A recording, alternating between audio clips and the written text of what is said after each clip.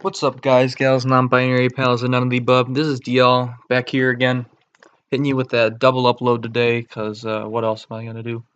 Anyways, you're covering my KSL Season 4 run. This is my Week 1 matchup against Blaze, aka Blaze Wing, the Albany Obama Snows. This was a pretty interesting matchup.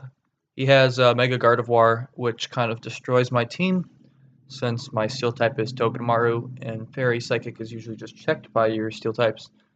Um, and it kind of blows through things like Toxapex, Gliscor, even some of my usual special, like good specially defensive mons like Decidueye. So basically, I have I'm forced to run like Max Bedef Clef to just not lose into mon to that instantly with proper prediction. Some other interesting things to note about his team is that he doesn't have a dark type, which makes Hoopa really good, and he's got a lot of really fat Pokemon like Seismitoad, Amoonguss, Celesteela, which are basic. His team's got Hoopa food on it. Um, yeah. Oh, and his best Talonflame check is his Lycanroc Dusk, which I definitely predicted. One of the other main issues with this team is his speed tiers go from Lycanroc Dusk at 110 to Crobat at 130, which is usually not an issue in Draft League format because there's only one Pokemon that's usually legal in draft format. There's like a couple Ubers, I think, that is actually able to exploit that speed tier with the plus attack or special attack nature. That is Talonflame at its unique 126 base speed. So I'm actually able to run Adamant. What you're going to see means this Lycanroc can only switch in once. So yeah, let's go over my build. So we got Dennis Rodman. Shout out to Dennis Rodman, one of my favorite basketball players of all time. You know, he's got the jewelry and everything. This guy's a hooper. You know, we're out here hooping. This bulk, I don't remember what it was for, but it helped me lift something. Putting in a little bit of special defense. There's probably enough speed for like Seismitoad. Anyways, Choice Band just kind of obliterates his team. His Psychic type is this Mega Gardevoir, which has much better special defense than physical. And I thought he might bring something like Assault Vest Amoonguss. So I thought that physical Hoopa was better. I only need stabs because he doesn't have dark type. He's got Hyperspace Fury, which hits everything on his team bar Como, which he did not opt to bring, which meant that dark was just spammable here. So Headbutt for Como. Knockoff I felt could be helpful in certain scenarios to remove items, especially if against maybe like a Choice Scarfer.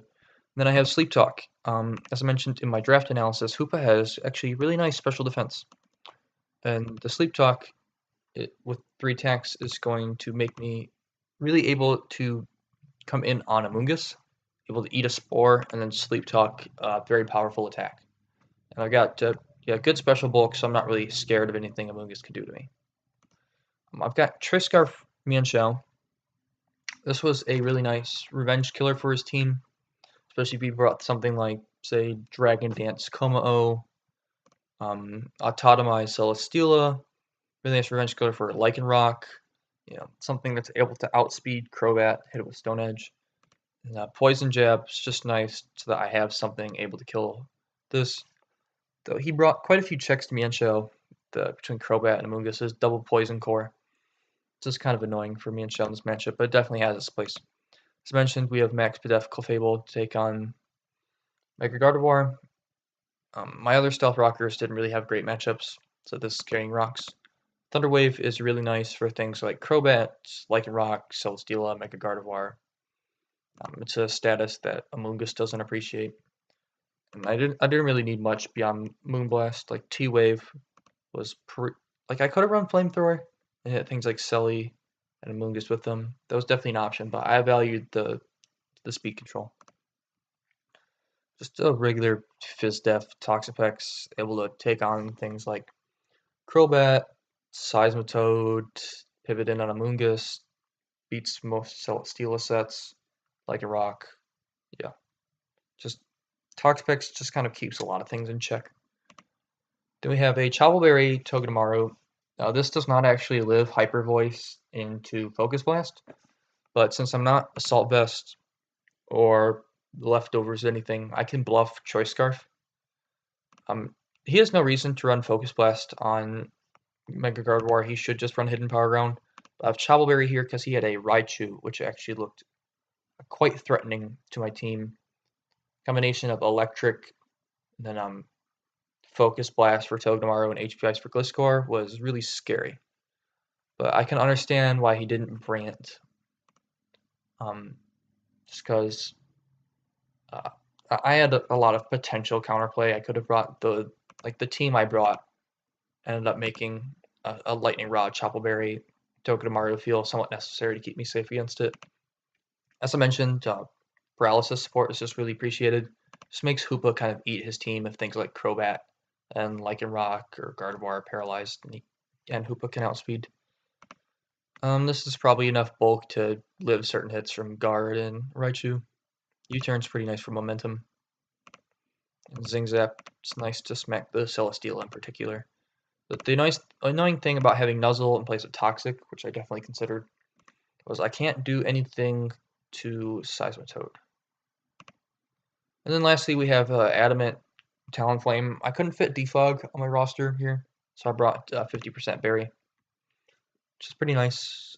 Flame Body, because I don't plan on being at full very often. This can come in clutch against things like Lycanroc Dusk or Celesteela or Crobat. None of those things really want to be burned, so that could come in handy. Sword Stance is really good.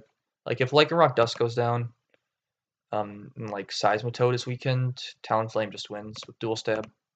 And Lycanroc Dusk is not very bulky. I'm able to run Adamant, so it's pretty scared about Raw switching in. So yeah, just SD Dual Stab Roost, super good in this matchup. Anyways, so here he brought Lycanroc Dusk, which I'm definitely expected. Probably gonna have Accelerock, Drill Run for Pex, Stone Edge, not sure what his other move would be. Celesteela, I mean, it didn't really do a good job of walling my team, so I definitely should have expected an offensive set. Crobat, I 100% expected. This is like his main way of keeping. It's his fastest Pokemon. He really appreciates speed control here, and it's obvious at team preview that this is his defogger. Toad's probably gonna have rocks. I mean, it was really nice for Togue and Talonflame in particular. I can understand the brink, so I was able to exploit it pretty well, I'd say. Mega Gardevoir was 100% coming. It's the biggest threat to my team. Namungus is able to pivot in on things like Clef and Pex, Togedemaru, Yanxiao. Like, I have a relatively hard time killing it with my Middlemons, but thankfully Talonflame and Hoopa should scare it out. So here I'm going to lead with Clefable. I want to get up my rocks. Yeah, I was also expecting maybe like a Mega Gardevoir lead to just, lead to try to kill something the same way you'd see people lead something like Kieran Black. So I know he can't really do anything to me because Cross Poison's not really something I expect him to bring. It's not even that strong. I know Brave Bird should not be. If he's expecting me to be Fizdef, Brave Bird should not 2KO me. I mean, it has a very slight chance to, since I'm Spadef. But I'm just going to go off for the Thunder Wave here. See U-turns out. I'm able to land a T-Wave on Amoonguss, which could come in handy if I get full paralysis. So I'm going to go hard Hoopa. I should slow this down. I'm going to go Hoopa, expecting him to possibly Spore. So he's going to go into Seismitoad, which I believe should be predicting. He's probably predicting my Talonflame here. So I see absolutely no reason to not just go for Choice Band Hyperspace Fury here. He has no Dark Resist. As you can see, that's going to do 69 to this Max Fizdef Seismitoad. So he is not going to get up rocks, he's going to get up off a U-turn. It's kind of annoying because Choice Band helped this thing just like one-shot everything. But my Hoopa should still be useful. And he's going to show the leftovers. I went for knockoff in case he wanted to go like Celesteela, thinking he could wall me now.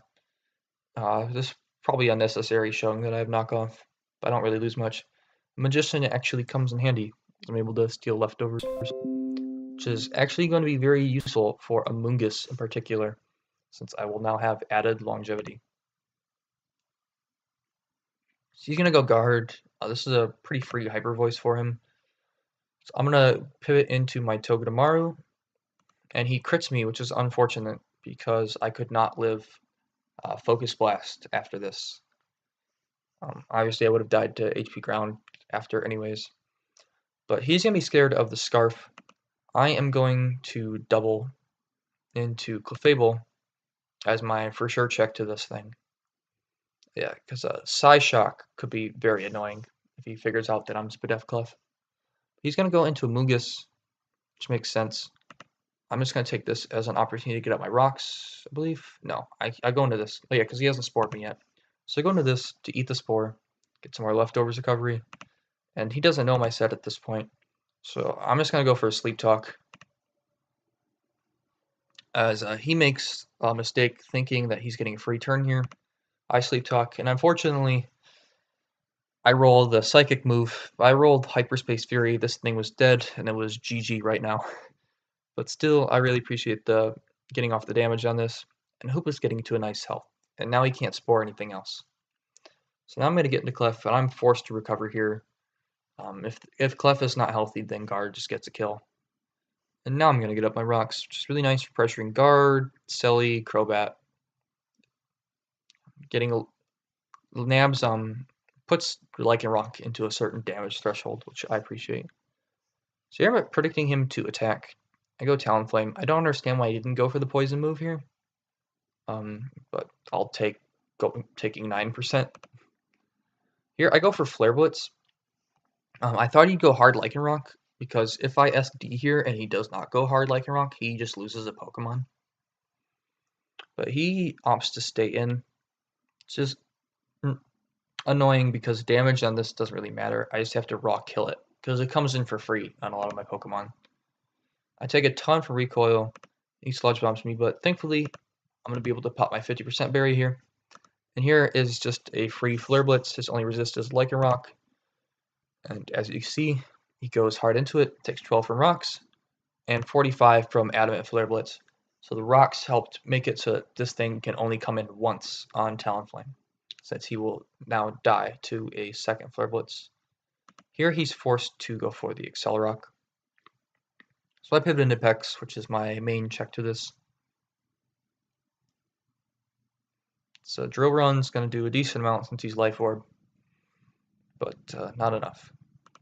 Here, yeah, he's Ice to Scald. He brings this out, so I go back into my check. I know my Clef's just healthy enough to take this on. He's taking some nice Stealth Rock chip. I just need this. Once Guard is dead, he doesn't have any chance of breaking my team. Or so I think at this point. So he goes this. I go hard Togedemaru, which I think is the better play than. I don't know. Pex was definitely an option. But I liked the offensive pressure this thing put out. So he goes for the Autotomize here. And this is one of his Z captains, so I'm definitely expecting it to be Z at this point. I don't see any reason to preserve this. So I'm going to go for the Nuzzle here to try to paralyze him, make sure that he's slower than my other mons. So he predicts me to be Choice Scarf, so he goes for a second Autotomize, which makes a lot of sense, but this ends up working out quite nicely for me. As I'm able to Zing Zap, he's able to break through paralysis and get up another Autotomize, but this puts him in range of my other Pokemon, which is nice. So he's going to get off the Earthquake here, but since he's only +2, Scarf Mienshao will be able to outspeed him. Thankfully, we land this high jump kick. Spoilers, Mienshao never missed a high jump kick all season, which is pretty nice. So I go into Pex, which just forever walls this. And now this is just a matter of me getting in my Hoopa safely to get my kills. He unfortunately crits me here, which is annoying because I could have come in more safely on the Amoongus later. So I'm going to Sleep Talk and get a Dark move this time, so Guard dies. see, this is just a matter of me sacking a Pokemon so that I can get in Hoopa, claim a kill, and then at this point, Pex 1v1s Crobat. And we win 4-0, so pretty clean win here. I don't know.